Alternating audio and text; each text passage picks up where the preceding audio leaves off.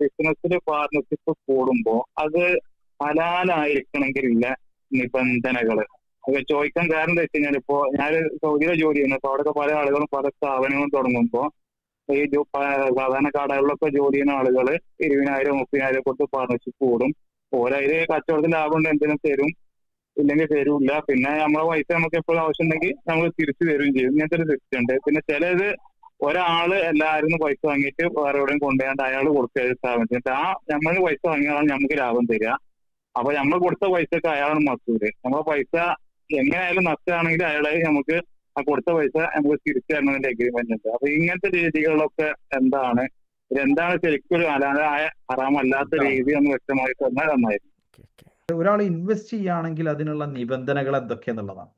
ഒന്ന്, ഇൻവെസ്റ്റ്മെന്റ് ആ ചെയ്യുന്ന കച്ചവടം ഹലാലായ കച്ചവടമായിരിക്കണം.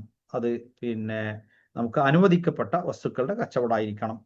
രണ്ടാം സംഗതി എന്ന് പറയുന്നത് പലിശയും അതുപോലെ തന്നെ അത്തരത്തിലുള്ള നിഷിദ്ധങ്ങളായ കാര്യങ്ങൾ കടന്നു വരുന്ന ഇടപാടാകരുത് എന്നുള്ളതാണ്. മൂന്നാമത്തെ കാര്യം എന്താണെന്ന് വെച്ചാൽ പ്രോഫിറ്റ്, അതായത് ലാഭവും നഷ്ടവും എത്രയെന്ന് വിലയിരുത്തിയ ശേഷം ലാഭനഷ്ടങ്ങൾ വീതം വെക്കുന്നതാകണം. അതായത് ലാഭവും നഷ്ടവും പരസ്പരം പങ്കുവെക്കുന്നതാകണം. ഒരിക്കലും ഞാൻ ലാഭം മാത്രം എനിക്ക് വേണം, ഞാൻ നഷ്ടം സഹിക്കൂല എന്ന് പറഞ്ഞുകൊണ്ട് ഒരു കച്ചവടം ഇസ്ലാമിൽ അനുവദനീയമല്ല. ഇത്ര സിമ്പിളാണ്, ഇത്ര ലളിതാണ്. ഇതേ ഉള്ളൂ ഒരാളെ സംബന്ധിച്ചിടത്തോളം ഒരു കരാർ എഴുതുകയാണെങ്കിൽ. അതിൽ തന്നെ അസറ്റ്, അതായത് ഇപ്പം നമ്മൾ ബിൽഡിങ്സ്, അതേപോലെ തന്നെ ഇപ്പം സ്കൂൾ അല്ലെങ്കിൽ ഹോസ്പിറ്റൽ തുടങ്ങിയിട്ടുള്ള അസറ്റ്സ് നമ്മൾ ഈ ക്യാഷ് വാങ്ങി ബിൽഡ് ചെയ്യുകയാണെങ്കിൽ സ്വാഭാവികമായിട്ടും നമ്മൾ പാർട്ട്ണർഷിപ്പ് കൊടുക്കേണ്ടി വരും. നേരെ മറിച്ച് കച്ചവട വസ്തുക്കളിലേക്ക് വേണമെങ്കിൽ നിങ്ങൾക്ക് ബിസിനസ്സിൽ പാർട്ട്ണർഷിപ്പ് കൊടുക്കാതെയും ഇൻവെസ്റ്റ്മെന്റ് സ്വീകരിക്കാം. ആ വസ്തു വിൽക്കുന്നതോടുകൂടി അതിന്റെ ലാഭം നമുക്ക് തിട്ടപ്പെടുത്താൻ സാധിക്കും. അതാണ് അതിന്റെ വ്യത്യാസം. അപ്പോൾ ആ വസ്തു അല്ലെങ്കിൽ ഒരു പ്രൊജക്റ്റ് ഉണ്ട്, ഒരു പ്രത്യേക പ്രൊജക്റ്റ് നമുക്ക് ഗവൺമെന്റിൽ നിന്ന് ഒരു പ്രൊജക്റ്റ് ലഭിച്ചു. ആ പ്രൊജക്റ്റ് കംപ്ലീറ്റ് ചെയ്യാൻ നമുക്ക് ആദ്യം ഇനീഷ്യലി അത് ചെയ്യണമെങ്കിൽ ഇത്ര ക്യാഷ് ആവശ്യമുണ്ട്. നമ്മൾ ആളുകളിൽ നിന്ന് ഇൻവെസ്റ്റ്മെന്റ് വാങ്ങിച്ചു, നമ്മൾ ആ പ്രൊജക്റ്റ് കംപ്ലീറ്റ് ചെയ്യുമ്പോൾ അതിന്റെ ലാഭനഷ്ടം കണക്കാക്കുന്നു. സ്വാഭാവികമായിട്ടും മുതൽ കഴിച്ച് മിച്ചം വന്നതാണ് ലാഭം എന്ന് പറയാം. അപ്പൊ ആദ്യം നമ്മൾ മുതലുകൾ അതിന്റെ ആളുകൾക്ക് തിരിച്ചു കൊടുക്കും, എന്നിട്ട് മിച്ചമുണ്ടെങ്കിൽ ലാഭം നൽകും.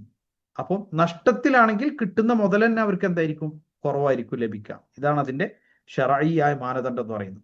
പിന്നെ നമ്മളിപ്പോ ഒരാള് നമ്മുടെ കയ്യിൽ നിന്ന് കുറെ ക്യാഷ് ഒക്കെ ഇങ്ങനെ പലരുടെ കയ്യിൽ നിന്ന് വാങ്ങിച്ചിട്ട് അദ്ദേഹം പോയിട്ട് വേറെ സ്ഥലത്ത് ഇൻവെസ്റ്റ് ചെയ്യും. എന്നിട്ട് അദ്ദേഹം നമുക്കൊരു പങ്ക് തരും, അദ്ദേഹം ഒരു പങ്കും എടുക്കും എന്നുള്ളതാണ്.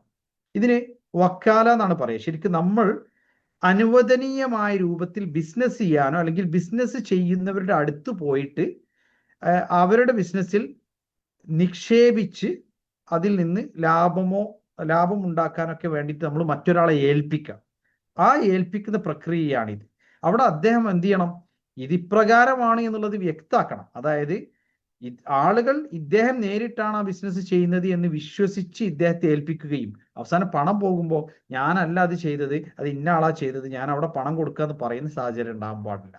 ഇദ്ദേഹം എന്ത് ചെയ്യണം, അവരായിട്ടുള്ള കരാറിൽ വ്യക്താക്കണം. നിങ്ങൾക്ക് വേണമെങ്കിൽ എൻ്റെ അടുത്ത് അല്ലെങ്കിൽ ഇങ്ങനെ ചെയ്യുന്ന ആളുകളെ എനിക്കറിയാം, ഞാൻ അവരായിട്ട് ചേർന്നിട്ട് അല്ലെങ്കിൽ അതിൽ ഇൻവെസ്റ്റ് ചെയ്യാൻ ഉദ്ദേശിക്കുന്നുണ്ട്, നിങ്ങൾക്കും എൻ്റെ ത്രൂ അതിൽ ഇൻവെസ്റ്റ് ചെയ്യാൻ ആഗ്രഹം ഉണ്ടെങ്കിൽ നിങ്ങൾക്ക് ഇൻവെസ്റ്റ് ചെയ്യാം എന്ന രൂപത്തിൽ തന്നെ ആയിരിക്കണം എന്ത് ചെയ്യേണ്ടത്, ഇൻവെസ്റ്റ്മെന്റ് വാങ്ങിക്കേണ്ടത്. നേരെ മറിച്ചിട്ട് ഞാൻ ബിസിനസ് ചെയ്യാം എന്ന് പറഞ്ഞിട്ടാണ് അദ്ദേഹം ഈ ക്യാഷ് വാങ്ങിച്ചത് എങ്കിൽ പിന്നെ മറ്റൊരാളുടെ കയ്യിൽ കൊണ്ടുപോയി കൊടുത്താൽ അത് ഈ കരാറിനും എതിരാണ്. മാത്രമല്ല അത്തരം ഒരു സാഹചര്യത്തിൽ ഇദ്ദേഹം നഷ്ടം പൂർണ്ണമായും സഹിക്കാൻ ബാധ്യസ്ഥനാകും. കാരണം കരാറിന് എതിരായി പ്രവർത്തിച്ചാൽ പിന്നെ നഷ്ടം അയാൾ സഹിക്കേണ്ടി വരും. അത് ശർഈയ നിയമമാണ്. അപ്പൊ അങ്ങനത്തെ അത്തരം കാര്യങ്ങളുണ്ട്. ഇതന്നെയാണ് കടകളിലും മറ്റൊക്കെ ഇൻവെസ്റ്റ് ചെയ്യുമ്പം അതിനൊക്കെ കൃത്യമായ ഏത് രൂപത്തിലുള്ള ഇൻവെസ്റ്റ്മെന്റ് ആണ് തുടങ്ങിയിട്ടുള്ള, അതേപോലെ തന്നെ അതിന്റെ പാർട്ട്ണർഷിപ്പ് എത്രയാണ്, ഓരോരുത്തർക്ക് എത്ര ശതമാനമാണ് പാർട്ട്ണർഷിപ്പ് ഉള്ളത്, ഇങ്ങനെ തുടങ്ങിയ കാര്യങ്ങളൊക്കെ നിശ്ചയം ഉണ്ടായിരിക്കണം. അത് കൃത്യമായി രേഖപ്പെടുത്തപ്പെടണം. അല്ലാത്ത പക്ഷം ഇതിൽ ആരെങ്കിലും ഒരാൾ മരണപ്പെട്ടാൽ തന്നെ വലിയ പ്രശ്നങ്ങൾക്ക് സാധ്യത നിലനിൽക്കുന്നുണ്ട്.